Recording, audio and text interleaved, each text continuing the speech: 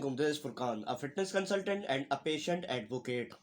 आज की वीडियो में मैं आपको बताऊंगा कि how to manage diabetes naturally without medication. देखिए, जब डायबिटीज होती है ना तो सबसे पहले इंसान के दिमाग में आता है, जो लोग अनअवेयर हैं डायबिटीज मैनेजमेंट से, कि हमें जो है वो मेडिकेशंस की तरफ जाना पड़ेगा टू मैनेज डायबिटीज।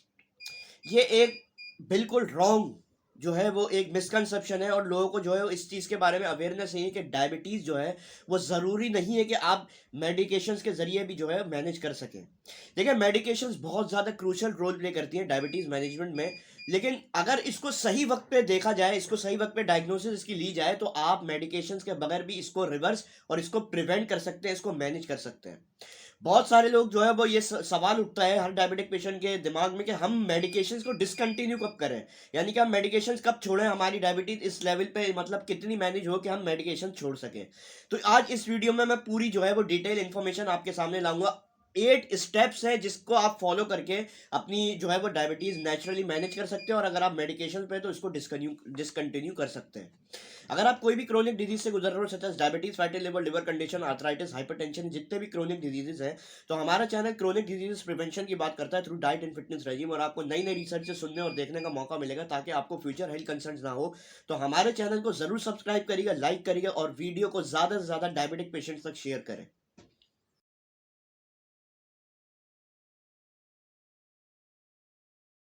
देखिए, डायबिटीज को मैनेज करने के लिए सिर्फ मेडिकेशन ही जरूरी नहीं है, आपका लाइफ स्टाइल भी बहुत ज़्यादा क्रूशल रोल प्ले करता है इन मैनेजिंग डायबिटीज़।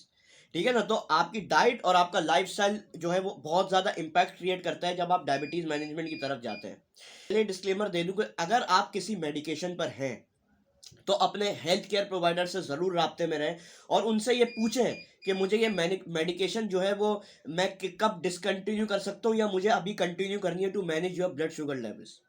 आज मैं इस वीडियो में आपको as a fitness consultant, as a patient advocate आपको बताऊंगा, क्योंकि मैंने ऐसे खुद पेशेंट्स ऐसे देखे हैं जो कि मेडिकेशंस ले रहे हैं, और वो सवाल उनके दिमाग में ये उठता है कि हम नेचुरली किस तरह जो है वो मेडिकेशंस के बगैर डायबिटीज को मैनेज करें। देखिए, सबसे पहला स्टेप वो है कि you have to consult your health care provider.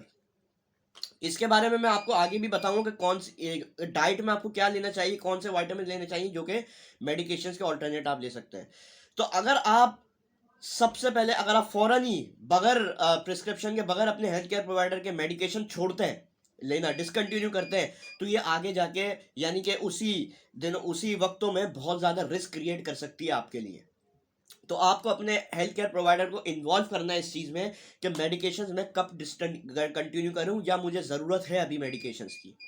दूसरा बहुत इंपॉर्टेंट पॉइंट है, you have to monitor your blood glucose levels regularly. देखिए, जब तक आपके पास एक लिखा हुआ नहीं होगा ना कि फास्टिंग और रैंडम ब्लड ग्लूकोज आप पे क्या आ रहे हैं, और खास तौर से आपके इंसुलिन लेवल्स क्या आ रहे हैं, तो आपको ये पता ही नहीं चलेगा कि आपको मेडिकेशन कब डिसकंटिन्यू करनी है, या आप मेडिकेशन की आपको जरूरत है भी या नहीं। तो इसके लिए आपको रोज रेगुलरली अपने फास्टिंग और रैंडम ब्लड शुगर लेवल्स जो है वो करना है, और इसका जो है वो आप अपने हेल्थ केयर प्रोवाइडर से रिजल्ट जरूर शेयर करें। स्टेप 3 बहुत ज़्यादा इंपॉर्टेंट है, you have to focus on balance diet. देखिए, मैंने जैसे पहले वीडियो के इंट्रो में बोला कि डायबिटीज का हरगिज ये मतलब नहीं है कि आप मेडिकेशन से उसको कंट्रोल करें, डाइट भी बहुत ज़्यादा रोल प्ले करती है डायबिटीज को मैनेजमेंट में। अब देखें, डाइट में आपको क्या लेना है, हम इसके बारे में बहुत ज़्यादा डिटेल में बात कर चुके हैं, पूरी प्लेलिस्ट से डिस्क्रिप्शन में लिंक दे दूंगा, ऊपर भी लिंक दे दूंगा, वो वीडियोज आप जाके ज़रूर देखिएगा। सबसे पहले you have to consume high fibre foods. Fibre जो है वो आपकी ब्लड शुगर रेगुलेशन में मदद करता है, और आपकी बॉडी में स्लोली एब्जॉर्ब होता है आपकी ब्लड स्ट्रीम में, ताकि आपके ब्लड शुगर लेवल स्पाइक ना हो। ठीक है ना, और फाइबर का ग्लाइसेमिक इंडेक्स भी लो होता है। उसके बाद फाइबर में जो आपको कंज्यूम करना है मेनली वो है green leafy vegetables such as broccoli, spinach and beans. ये आपको अपनी बैलेंस डाइट में कंज्यूम करना है। उसके बाद होल ग्रेन्स आ गया।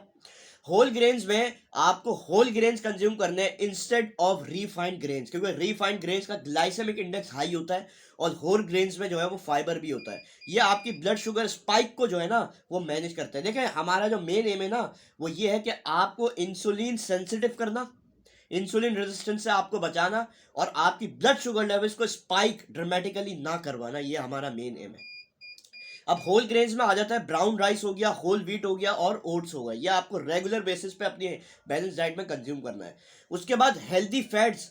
हेल्दी फैट जो है वो आपको एक तो इंसुलिन सेंसिटिव बनाते हैं और आपकी एनर्जी लेवल्स को बैलेंस रखते हैं, यानी कि आप it helps you to keep you fuller all the day.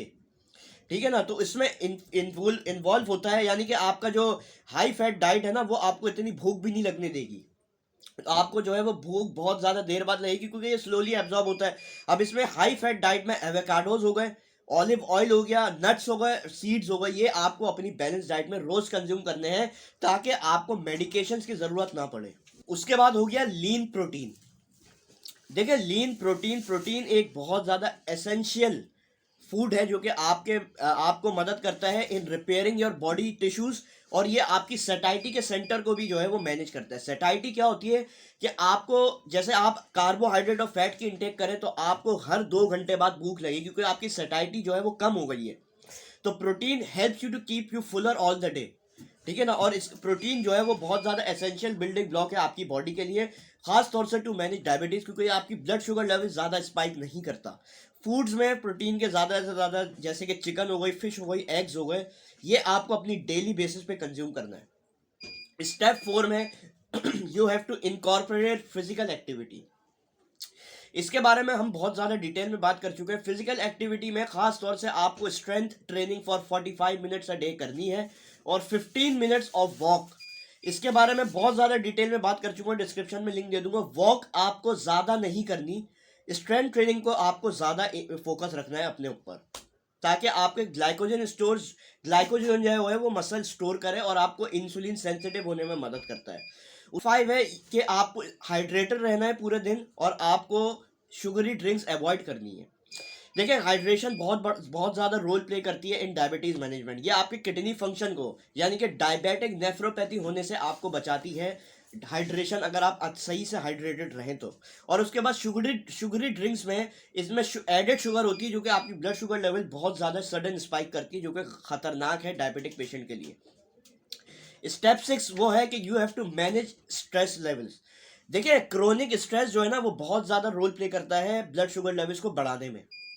ठीक है ना, और जैसे कि जब आप स्ट्रेस में होते हैं तो आपका कॉर्टिसोल एक हार्मोन है जो कि रिलीज होता है, जो कि आपके ग्लूकोज या ब्लड शुगर लेवल्स बढ़ा देता है। तो आप जो है वो स्ट्रेस मैनेज करें। स्ट्रेस मैनेज करने का सबसे अच्छा तरीका जो है वो स्ट्रेंथ ट्रेनिंग है for 45 minutes a day. Step 7 में you have to consume essential vitamin. सबसे पहले वाइटामिन जो कि आपको कंज्यूम करना है वो है vitamin D, 10,000 IU every after other day. ठीक है ना, एक दिन छोड़ के एक दिन। ये आपको बहुत ज़्यादा इंपॉर्टेंट है। ये तो एक तो आपको ये इंसुलिन सेंसिटिव बनाता है और आपकी बॉडी में इन्फ्लेमेशन और ऑक्सीडेटिव स्ट्रेस को रिड्यूस करता है, जिसकी वजह से आपके ब्लड शुगर लेवल्स बढ़े हुए हैं। बाद you have to consume magnesium. Magnesium आपके मेटाबॉलिज्म को बहुत ज़्यादा जो है वो बूस्ट अप कर देता है और ये आपके इंसुलिन फंक्शन को जो है वो बेहतरीन स्टेबलाइजेशन में कर देता है, यानी कि आपका इंसुलिन फंक्शन भी जो है वो इनहेंस हो रहा है और आपका मेटाबॉलिज्म भी बूस्ट अप हो रहा है। उसके बाद you have to consume chromium as an essential vitamin. Chromium में जो है ये आपके इंसुलिन के फंक्शन को इनहेंस करता है। क्रोमियम किन फूड्स में होता है? सबसे ज़्यादा जो कि ब्रोकली में होता है, लीन मीट में होता है और नट्स में होता है। उसके बाद अल्फा लिपोइक एसिड जो कि आपको डेली बेसिस पे कंज्यूम करना है, वो ये है कि एंटीऑक्सीडेंट। अल्फा लिपोइक एसिड एक एंटीऑक्सीडेंट है जो कि इंसुलिन सेंसिटिविटी आपकी बढ़ाता है और आपकी डायबिटिक न्यूरोपैथी के सिम्टम्स को कम करता है। बहुत सारे डायबिटिक पेशेंट डायबिटिक न्यूरोपैथी के जो है वो मेडिकेशंस लेते हैं, लेकिन आपको फूड के जरिए भी आप डायबिटिक न्यूरोपैथी जो है वो कंट्रोल कर सकते हैं। डिस्क्रिप्शन में लिंक दे दूंगा, वो वीडियो आप जाके जरूर देखिएगा। अब देखिए अल्फा लिपोइक एसिड कौन से फूड्स में? सबसे पहले स्पिनिच में हो गया, ब्रोकली में हो गया, पोटैटोज में। ठीक है ना, इसमें बहुत ज़्यादा जो है वो LALA जो है वो बहुत ज़्यादा अमाउंट में पाया जाता है और इनका ग्लाइसेमिक इंडेक्स भी लो है। उसके बाद बी वाइटामिन, खास तौर से B12, वाइटामिन B12 और कोलाइन, ये आपकी डायबिटिक न्यूरोपैथी के सिम्टम्स को मैनेज करने में बहुत ज़्यादा मदद करता है और आपके नर्व फंक्शन को बहुत ज़्यादा मैनेज करने में आपकी मदद करता है डायबिटिक पेशेंट की। स्टेप 8 वो है कि अगर आप ओबीस हैं तो you have to maintain your healthy body weight. Obesity is the reason कि आपके अंदर ब्लड शुगर लेवल्स बढ़े हुए हैं, आपके अंदर इन्फ्लेमेशन है, आपके अंदर ऑक्सीडेटिव स्ट्रेस हुआ हुआ, और ये सब चीज़ें इंसुलिन रेजिस्टेंस की वजह से आपके अंदर हुई हुई हैं। तो आपको अपना बॉडी वेट 10% रिड्यूस करना है, और बैलेंस डाइट के जरिए आपको, एक्सरसाइज और बैलेंस डाइट के जरिए आपको ये सब चीज़ें मैनेज करनी है। आप अपना बॉडी वेट जो है वो, अगर आप ओबीस है तो उसको लो करने की कोशिश करें। ये सब चीज़ें थी। और जहां बात आती है मेडिकेशन की, तो आप अपने हेल्थ केयर प्रोवाइडर से ज़रूर राब्ते में रहिएगा इस चीज़ के बारे में कि आपको मेडिकेशन कब लेनी है, आपको मेडिकेशन कंटिन्यू करनी है या डिसकंटिन्यू करनी है।